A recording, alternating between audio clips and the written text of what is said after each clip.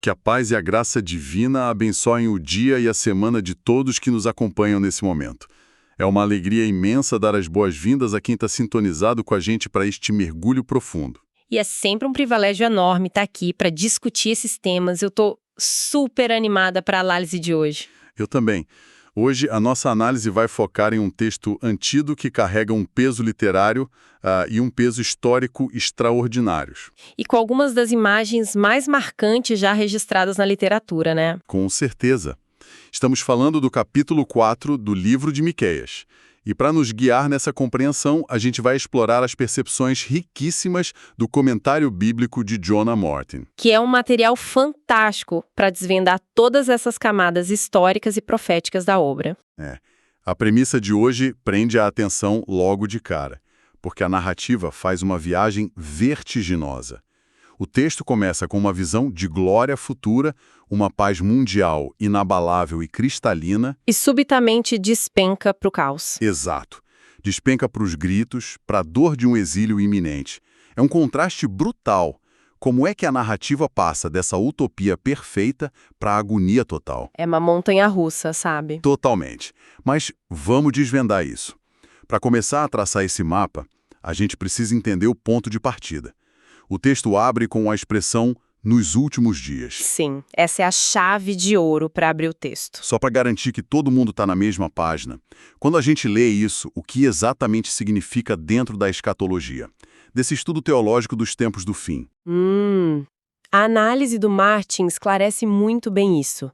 A expressão "nos últimos dias" não é só uma referência vaga, um futuro distante, tipo ficção científica. Certo. Dentro do estudo escatológico, ela aponta para um período muito específico. Primeiro, o tempo da chamada Grande Tribulação e, em seguida, o milênio. O milênio sendo aquele período literal de 1000 anos. Isso, 1000 anos de paz, governado diretamente pelo divino. Então, quando o autor começa a falar, ele está lançando o olhar muito além da sua própria época. Ele ignora as crises políticas imediatas ali de Israel. Exatamente, para descrever o que seria a consumação da história humana. O comentário destaca que o texto elenca 11 características específicas desse reino milenar logo nos primeiros 8 versículos. 11 características? E a primeiríssima delas define o palco de tudo, né? Sim, que é o Monte do Templo em Jerusalém sendo estabelecido como o mais alto dos montes. O que não é necessariamente uma elevação topográfica, certo? Não. É uma elevação em importância, autoridade. O centro do mundo administrativamente e figurativamente se desloca para lá. E a imagem que se segue a essa elevação é incrivelmente poética. O texto diz que os povos afluirão para um monte. Que é uma escolha de palavras muito interessante. Muito. A palavra traz a ideia de um rio, mas a imagem sugere um rio que desafia a gravidade, tipo, correndo para cima, em direção ao topo da montanha. Qual é o propósito de usar uma metáfora de um movimento tão sobrenatural assim? É para ilustrar uma atração irresistível e, paradoxalmente, destacar uma grande ironia histórica. O comentário aponta algo muito curioso aqui, olha só. Miqueias estava entregando essa mensagem para os contemporâneos dele. O pessoal que literalmente tinha o templo ali no quintal de casa. Exato. Mas eles ignoravam os caminhos divinos o tempo todo, sem qualquer peso na consciência. No entanto, a narrativa profética mostra que, no futuro, as nações gentílicas e gentios eram todos os povos de fora daquela aliança hebraica. Essas nações vão desejar desesperadamente aprender esses ensinamentos. Eles vão correr atrás do que o povo local esnobava. Exatamente. O texto diz que as nações dirão: venham, subamos ao monte para que nos ensine as suas veredas. É uma repreensão silenciosa e poderosíssima à audiência original. É aquele velho comportamento humano, né? A gente não valoriza o que tem acesso fácil até ver o esforço colossal que os outros fariam para obter a mesma coisa. É o famoso só dá valor quando perde ou quando o outro quer. Aí que tá. E conforme essas nações sobem o monte para aprender, a gente chega à segunda grande característica, que traz uma das metáforas mais famosas da literatura mundial. A transformação das armas? Isso. O texto diz que as espadas serão transformadas em lâminas de arados e as lanças em foices. Como o comentário interpreta o impacto prático dessa mudança? É uma das partes mais profundas da análise, na minha opinião. Não se trata apenas de um cessar-fogo ou de silenciar os canhões. O texto descreve o fim do custo de oportunidade da guerra. O que é gigantesco se a gente pensar no quadro geral da humanidade. Sem dúvida.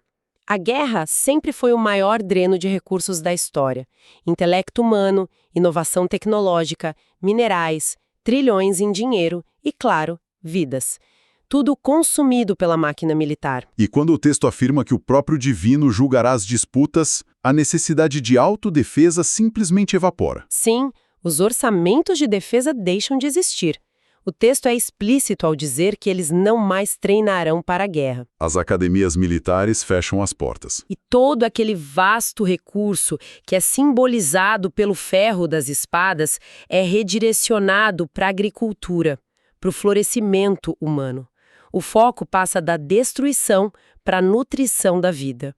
Essa realocação de recursos em escala global deságua diretamente na vida da pessoa comum, o que nos leva à imagem seguinte. Depois que as espadas viram arados, cada pessoa se assentará debaixo da sua própria videira e da sua própria figueira. Sem que ninguém a atemorize. É uma imagem tão serena, tão bucólica. Como essa ideia de paz individual difere da diplomacia que Miqueias via no tempo dele? Difere completamente porque representa uma segurança estrutural e autêntica. No Antigo Oriente Médio, sentar sob a própria videira era o símbolo supremo de estabilidade. Significa que a pessoa não é um nômade fugindo da invasão de exércitos, nem um servo trabalhando exaustivamente para pagar tributos ao império. Isso, ela tem propriedade, tem o fruto do seu trabalho. O que é fascinante aqui é que o comentário faz uma ponte essencial com o capítulo 3 de Miqueias. Onde ele denunciava líderes e profetas corruptos. Exato, eles vendiam uma falsa paz, prometiam segurança para quem pudesse pagar subornos. Já o capítulo 4 argumenta que a verdadeira segurança não pode ser comprada. Ela é um subproduto inegociável da submissão aos padrões divinos. E essa nova estrutura envolve uma restauração social muito comovente. O foco não fica só na geopolítica, desce para os marginalizados. O texto diz que serão recolhidos os que cocheiam e os expulsos, transformando um remanescente afligido em uma nação poderosa. E há a metáfora da Torre do Rebanho. O que isso representava para quem o via na época? A Torre do Rebanho ressoava profundamente em uma sociedade agrária. Eram torres de pedra no meio dos campos para os pastores vigiarem as ovelhas contra predadores, principalmente à noite. Uma visão elevada e protetora. Ao chamar Jerusalém de Torre do Rebanho, evoca-se a figura de um Deus que atua como pastor. Aquele rebanho de Israel, que estava disperso e moralmente fraco, seria reunido e curado. E o domínio retornaria à filha de Sião, que é a personificação poética de Jerusalém. Isso marca o fim do tempo dos gentios, o período em que a nação sofre sob o domínio de impérios estrangeiros. O governo soberano seria plenamente restaurado. É a partir desse cenário perfeito que a estrutura do texto sofre aquela guinada brusca que comentamos. A gente acabou de explorar um quadro de paz mundial, mas no versículo 9, o tom desaba. Aqui é que a coisa fica realmente interessante. De repente, ouvem-se gritos de pânico. A imagem de uma mulher em trabalho de parto, se contorcendo de dor. Por que introduzir uma metáfora de agonia extrema logo após prometer paz universal? Porque a narrativa trabalha com duas linhas do tempo contrastantes. O reino milenar está nos últimos dias, mas a realidade imediata daquela audiência era um julgamento catastrófico. A iminência de um desastre. A figura da mulher em trabalho de parto ilustra a agonia inegável e inevitável do exílio. Pense na biologia, uma vez que as contrações começam, a mulher não pode simplesmente cancelar o processo. A dor é forte, mas ela precisa atravessar aquilo. Da mesma forma, a nação não poderia impedir o exílio. Os gritos referem-se ao terror visceral de verem as estruturas ruírem, serem arrancados de suas casas. A utopia não viria por uma transição pacífica.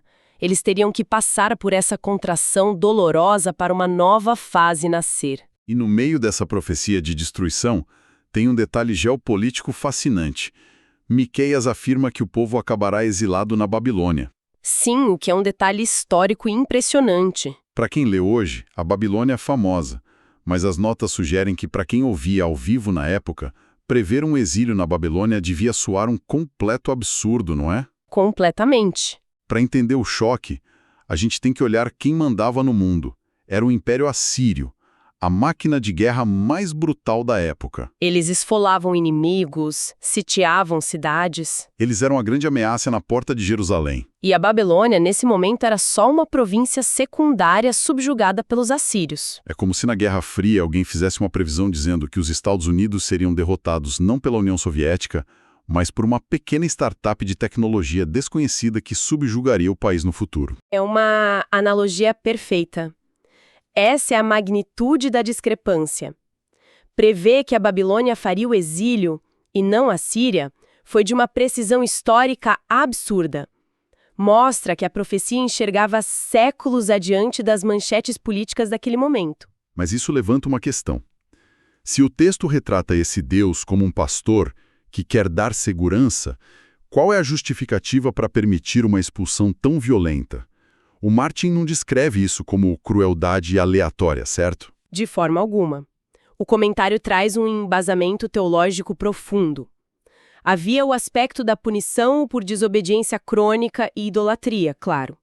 E era uma fornalha de purificação para forçar o abandono dos falsos deuses. Certo. Mas o ponto mais fascinante é que o exílio era um teste absoluto da integridade do próprio Deus perante a lei. Como assim, um teste de integridade perante a lei? A narrativa estabelece que, através de Moisés, foi firmada uma aliança, um contrato. Os termos no livro de Deuteronômio eram explícitos. Bênçãos para obediência e maldições severas para a quebra do acordo. E a maldição máxima era exatamente serem arrancados da terra. Isso, se diante da corrupção o divino ignorasse os termos e poupasse a nação, ele invalidaria a própria palavra. O contrato seria uma farsa. A expulsão era a prova de que as regras eram reais. Mas a integridade também se sustentava na misericórdia. O mesmo versículo fala: ali o Senhor os remirá das mãos dos inimigos. O julgamento precisava acontecer por justiça contratual, mas o resgate final também estava garantido. É uma dinâmica complexa que equilibra a justiça estrita com garantia de restauração. E essa tensão leva à última parte do capítulo. A partir do versículo 11, o cenário muda de novo. O texto descreve nações se reunindo contra Jerusalém com pura hostilidade. Elas proclamam que os nossos olhos se deliciem com a ruína de Sião. Elas acham que estão presenciando a destruição final daquele povo. Mas a narrativa constrói um ponto cego massivo para essas nações, né? Sem dúvida. A forma como a narrativa faz essa reviravolta é espetacular. As nações operam sobre uma ilusão de ótica fatal. O texto diz que elas não conhecem os pensamentos do Senhor. O comentário de Martin detalha isso com a metáfora agrícola da eira. Para quem não conhece os métodos antigos, a eira era um espaço de terra batida onde espalhavam os feixes de trigo. E os bois, arrastando trenós pesados, caminhavam em círculos para debulhar o grão, esmagando as cascas para separar a palha do trigo valioso. Então, a ironia dramática é que as nações acham que são predadoras, aniquilando Jerusalém, mas elas estão sendo orquestradas e juntadas como feixes de trigo na eira. Elas são a colheita pronta para ser esmagada. É o ápice da ironia. O ódio delas é o motor que as leva para o julgamento. E a narrativa diz que será dada à filha de Sião chifres de ferro e cascos de bronze para esmagar esses povos. O povo oprimido se torna um instrumento do juízo final. E sobre quando isso acontece na linha do tempo, o material sugere uma dupla aplicação, né? Sim, aponta para um evento histórico próximo e para um cumprimento distante. A primeira camada remonta a 701 a.C., quando o exército assírio, liderado por Senaqueribe, cercou Jerusalém. Eles estavam prontos para destruir, exatamente como o versículo descreve. Mas os registros relatam que o cerco terminou abruptamente quando o exército assírio foi devastado da noite para o dia. A eira teria acontecido ali. Mas Martin argumenta que, devido à linguagem grandiosa, os versículos ecoam a promessa dos últimos dias, reforçando a ideia de que a história opera em ciclos até um desfecho final. Sob essa ótica escatológica, esse ajuntamento aponta para um evento futuro global, associado à Batalha do Armagedon, uma coalizão mundial que seria desmantelada quando o Messias retornasse para instaurar aquele reino milenar de paz que discutimos. Fechando o ciclo, a aflição extrema culmina na restauração definitiva. A trajetória desse capítulo é realmente uma montanha-russa teológica. Começamos na paz mundial, descemos para o exílio doloroso e terminamos na era da justiça. É de tirar o fôlego. Então, o que a gente pode extrair de tudo isso para a nossa vida prática hoje? Fica claro que a verdadeira paz, aquela de espadas virando arados, exige uma reestruturação profunda de prioridades.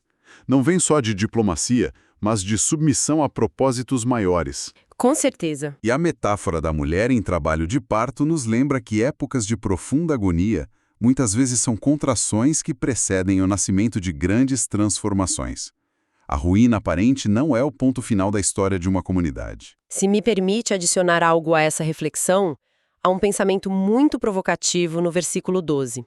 A afirmação de que as nações não conhecem os pensamentos do plano maior, enquanto se aglomeram cheias de certezas sobre a própria força. Isso levanta uma reflexão enorme sobre a natureza do poder hoje. Pense nas estruturas modernas.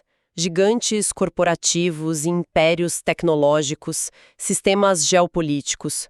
Quantas vezes eles acreditam estar no controle absoluto do tabuleiro? Embriagados pela ilusão de que são os autores da história. Exato. Eles engolem os mais fortes e planejam tudo.